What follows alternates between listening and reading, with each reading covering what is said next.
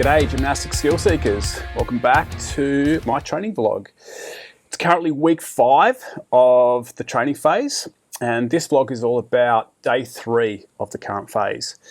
Now I'm working with 2 separate coaches. I've got a flexibility coach and I've got a gymnastic strength training coach. On a Monday, Wednesday and Friday, I combine my flexibility and strength into one session, and then on a Sunday I do a pure flexibility session. Now the most obvious way to do this is to go flexibility session number 1 and strength session number 1. Flexibility session number 2 and strength session number 2. And that's what I did in the first couple of weeks. I just put them together in the order that they should go. But by week 3, I was thinking, well, it actually makes more sense for me to put my pancake flexibility on the same day that I'm doing my press to handstand. So pancake flexibility is day 2. And press to handstand is GST strength session number 3. So I had to do some shuffling. So my flexibility session number 3 is actually front splits and gymnastics bridge, which I haven't talked about in the vlog yet. So I'm going to talk about that today. But I'm also going to talk about the press to handstand and L-sit to tuck planche, which is the strength session number 3, okay? So this is the program sessions day number 3, but it's not the order that I'm doing them in. If you want to see my pancake flexibility session, then go back to vlog 9. I'll put a link in the top right-hand corner now. And that's what I'm actually combining with the press to handstand session now. Since week 3, I've put session 2 and 3 together. Flexibility 2 and strength number 3. And I've moved the front splits and gymnastics flexibility session to day 2, okay? So simple, clear, right? Now that I've cleared that up, let's talk about day 3's flexibility session, and then I'll come back and talk about day 3 strength session.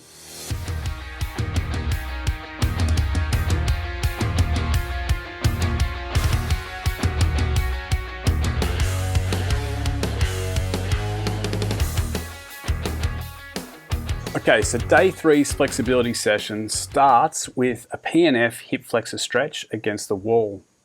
Now these videos are taken in week 4 and I'm currently traveling. I'm staying in South Australia with my partner's family, and I was lucky enough that they had some gym equipment. So this week I'm using some weights to help me sink a little bit deeper into that stretch. So when I go into this stretch, I've got to really think about setting the pelvis, so nice strong posterior pelvic tilt, and then leaning down into a nice deep stretch that I can feel. From here, I'm going to use a PNF technique to help me sink deeper into the stretch. And the way it works is I contract the hip flexors of the rear leg, and I think about pushing the knee down into the floor and trying to drag the rear knee forward at the same time. Now the knee won't physically move, but the intention is there, okay? And the intention allows me to contract the hip flexor muscles. So I hold this contraction for 10 to 15 seconds, and then I relax the muscles and try to sink deeper into the stretch. And I repeat this for 3 rounds. I really like the PNF stretching technique, and it definitely works. It allows you to get into a deeper range of motion. And I don't think you'd go and load this exercise with this PNF technique maybe in week 1, but I've been progressing with this over the weeks and I'm feeling comfortable in this position and thought some additional weight would help me just get a little bit further down. So it was a good little stretch, and this is being supersetted with a long lunge. And this is a super nasty mobility exercise, but obviously it's helping to work towards the front splits. I found that the easiest way to get into this is to sort of start in a lunge, but to take my stomach to the front thigh. So I'm pushing my stomach against the front thigh so I can take weight off the rear leg and let it slide back. I'm going to go into this long lunge as far as I can, and then when I can go no further, I've got to bring the torso back and rock the front foot onto the heel.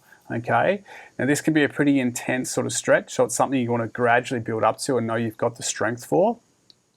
And the goal is to really contract that rear glute to find balance and to try and sink deeper. And the way we sink deeper is we really got to start to think about lengthening, pushing the rear heel away from the body, internally rotating that rear hip, and just trying to lengthen as much as we can and sink down. This is a very challenging stretch, and obviously the balance is something we have to play on, setting the eyes to a point that's about 45 degrees in front of you on the floor, and just trying to focus on that stable point can help with balance. The goal is to hold this for like 45 to 60 seconds. My endurance has definitely been getting better over the phase. But yeah, it's definitely a nasty stretch, and supersetting it with the PNF Hip Flexor, it really gets my hips open, definitely. I've been feeling like I need to strengthen the glutes a little bit more. I think during this phase and a lot of this sort of stretching, sometimes my hip flexors end up a little bit sore. And I thought that maybe just in the first few weeks that'd be the case, but yeah, it's sort of continued. So I've just got to be careful with that, maybe not push myself as hard in these stretches. But also I think strengthening the glutes will also be something that will help here. So maybe adding some deadlifts into the next block, we'll see how we go. So it's 3 sets of the hip flexor stretch against the wall, the PNF technique of contracting 10 to 15 seconds and then relaxing and sinking deeper. And then 3 rounds is also of the long lunge, holding 45 to 60 seconds on each side. Okay, from here I move into the Bs, and the Bs are a combination of a straight arm pullover, really working on improving thoracic extension, and then into gymnastics bridge push-ups, and just an isometric hold in the gymnastics bridge position. So this week I didn't have access to like a bench that I could use, so I was just doing this over the P-bar, and it's a little bit awkward to get into, but I actually really enjoyed this technique because the P-bar is actually quite thin, and it allows me to position the P-bar, in different parts of the thoracic spine. In the previous weeks, I was just using, a set of chairs and going over the chairs. And I feel that the thoracic extension here wasn't as good because obviously the chairs are a lot wider and more of my thoracic spine is on the chairs. So I really enjoyed doing this on the P-bar, and it might be worth playing around with this with maybe like a barbell in a squat rack, putting a pad or a towel or something over the barbell so it's a little bit softer on the shoulders, but just experimenting with that. I could touch my hips to the floor in this, so potentially there's more range to give. But the idea with this is to keep the arms straight, actively push with the shoulders. So when the dumbbell is in front of the chest, like top of a bench press position, I'm actively protracting the shoulders, and then I'm keeping the shoulders active as I take the arms overhead. So they move from protraction to elevation. Lowering the arms as far as I possibly can, and when they can go no further, then I drop the hips. So this helps to stretch out the lats, okay, and improve that thoracic extension. You don't want to drop the hips before you take the arms all the way down because this will limit the range of motion. This can be a vulnerable position for the shoulder, so the load that I'm using here is just a 5 kilo dumbbell, not going overly heavy here, and focusing more on improving range of motion. It's about stretching the muscles here, okay? So it's just 3 times roughly 10-second holds in the maximum thoracic spine extension position. At the same time, I want to try to contract the back muscles. So it's not just relaxing into that extended position, it's actually trying to contract the spinal erectors, trying to contract the rear delts, trying to contract, the trapezius muscle, everything in the back there, just to try and actively, pull myself into more of an arch. This then carries over, obviously, to the gymnastics bridge. So I'm setting myself up here on a bit of a lower surface than what I've been using, and I'm pushing up into the gymnastics bridge, setting myself, actively using those muscles in my back to increase the arch, and then working on the gymnastics bridge push-ups. These are a great way to improve this overhead position or improve shoulder flexibility and thoracic spine flexibility. It's moving in and out of the stretch. It's very dynamic. Then after doing 8 repetitions, I'm just holding the top of the gymnastics bridge. Again, I'm not really focusing too much on straightening the legs here. I'm more focusing on, okay, how much spinal extension can I generate here? That's the primary focus right now. And this has allowed me to move the sensation a little bit. I've got good sensation in the back muscles contracting, but I also feel a better stretch right now through my abdominals when I'm starting to do this arch. I'm experimenting with height. So in the last few weeks, I've been using a chair. That's what I've had access to. And it's been a lot higher. You'll see that the shoulders are a little bit further over the wrists than this lower variation where I'm just using these planks of wood to push myself up. So different sensation. I think they're both still effective, but it's worthwhile playing with height and experimenting. I could potentially do this on the floor, but I don't think I'm ready for that just yet. So it's just progressing slowly. Anyway, that's my flexibility session. It's just 4 exercises. And from here, I move into my strength session.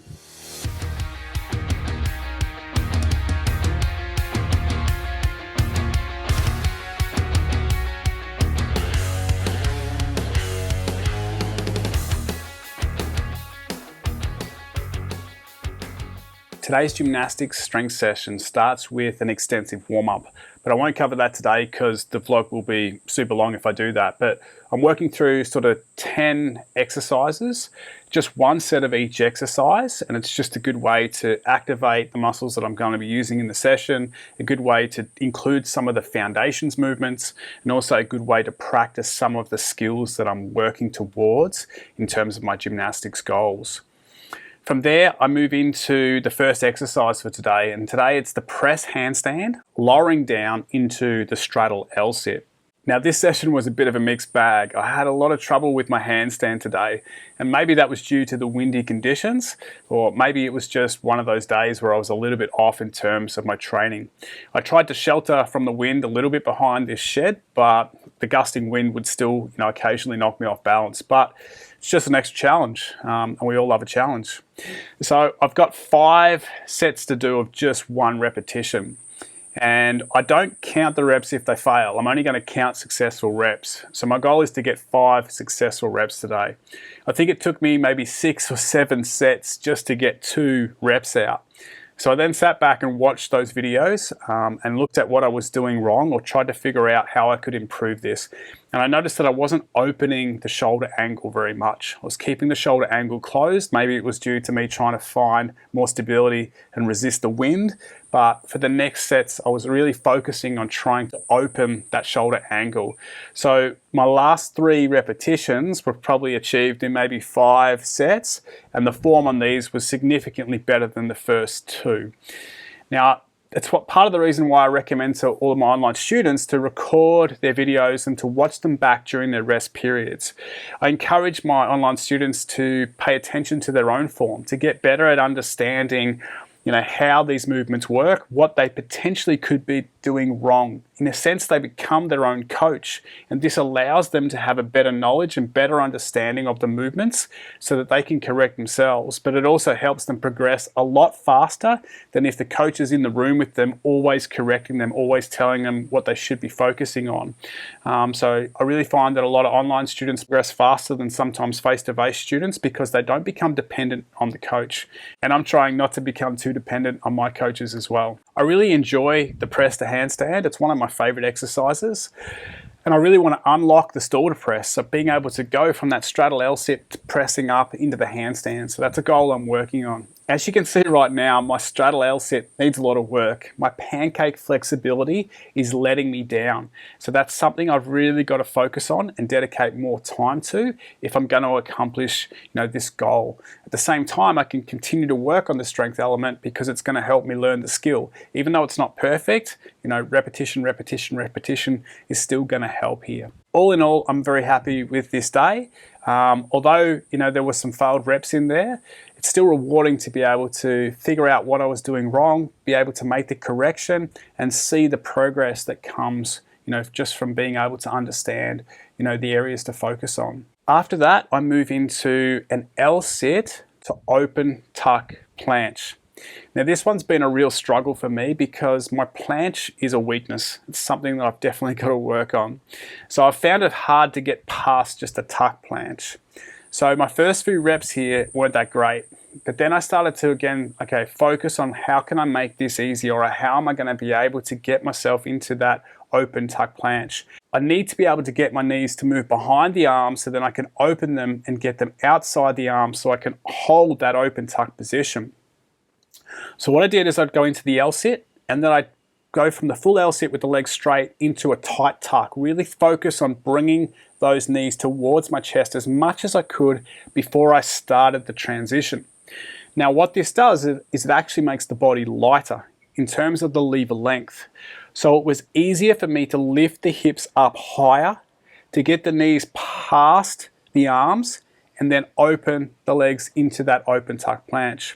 I think I actually surprised myself being able to do this, and each set I'm meant to be doing 3 repetitions. So I do 1 rep, I rest sort of 15 to 20 seconds and then do the next rep. With this format, I could get maybe 2 quality reps out, and then by the last rep, I was just a bit fatigued. I would have to rest and then come back and do my next set. So I was pretty happy with how this went. I'm excited to see how the progress is going to go with this in weeks 5 and 6, and as we continue to work on improving my planche strength. So in total, there's 5 sets of 3, or it's a total of 15 reps. I wasn't so hard on myself in this one. I did my best to get the open tuck planche, and if not, then I just stayed in the tuck planche and allowed that to be the repetition.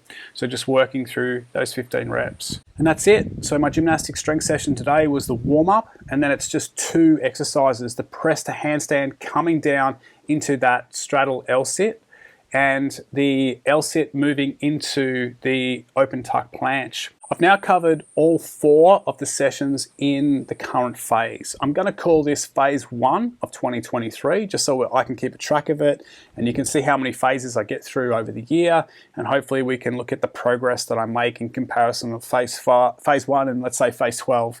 We'll see what happens.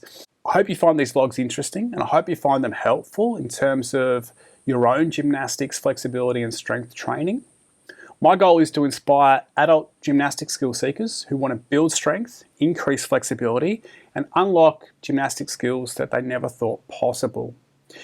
Now, I started gymnastics training when I was 36 and I'm now 41. So I've been doing it for a few years, but I want to say don't let age be the excuse. You're never too old to start. Another thing you might be interested in is each week I send out an email to the Sustainable Training email list, and I give away gymnastic strength and flexibility tips. So when you're ready to start working on your gymnastics goals, I recommend you sign up to that email. I'll leave a link below that you can click and just enter in your email address. As always, if you've got